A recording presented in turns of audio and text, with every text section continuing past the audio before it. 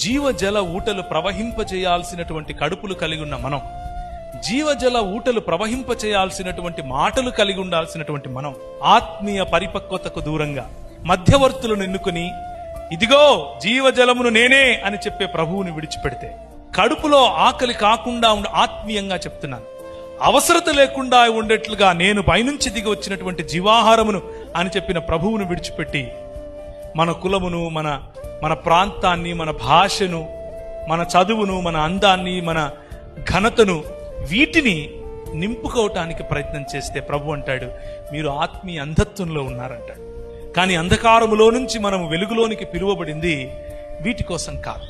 మనం అంధకారంలో నుంచి వెలుగులోకి పిలువబడింది ఆయన గుణాతిశయములను ప్రకటించటం కోసం. ఆయన గుణాతిశయములను ప్రకటించినప్పుడు, మనము నడిచినప్పుడు ఇదిగో దేవుని దూతలు వస్తున్నారు అని ప్రజలు చూడగలగాలి.